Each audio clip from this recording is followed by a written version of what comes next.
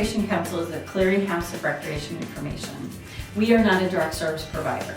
So March, 18th hit us, middle of the week, and everybody was reeling, and things started to get canceled. So as more and more programs went virtual, and we saw more and more of our folks becoming more and more isolated, we said we need to get you connected to virtual recreation. We noticed a disparity. People with disabilities often have no technology, zero. They don't have a phone, they don't have a tablet, they don't have a computer, sometimes they don't have access to the internet. So we said we've got to do something about that, because if programs are going to start going virtual, we've got to make sure that our people can access the programs, all right? Looked at that and said, let's ask our funder if they would be willing to fund tablets. Why don't we do that and get those in the hands of people with disabilities? But what if they don't have access to the data plan? If you don't, you need a data plan. So we included that, and our funders took the idea and went, sounds good, let's do it. That was funded from March to June, and when June hit then, we were able to continue that project using some of our existing voucher dollars.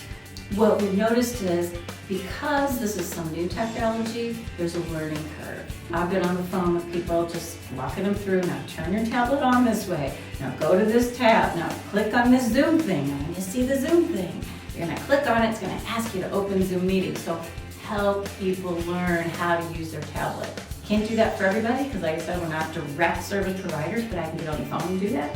I also posted videos so that support folks could go to those videos, and I looked at them to make sure they were very step-by-step. I created a whole other section of virtual recreation options for people, and not just people with disabilities, but connecting them both to the special needs programming that was happening through agencies and organizations, and the community programming that was also going virtual.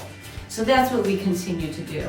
So one of the kind of blessings that's come out of this whole thing is that as people have moved more virtual, we've also found that the transportation gap, because people with disabilities often did not have transportation to get to programs, now they're able to do programs. Now perhaps the program is free. They can go for free and they can go online. I'm kind of hoping that we don't stop doing that we continue to keep a component even when we get back in person, because we all know in person is so much better. But let's have that option available for individuals who don't have the transportation or don't have the funding.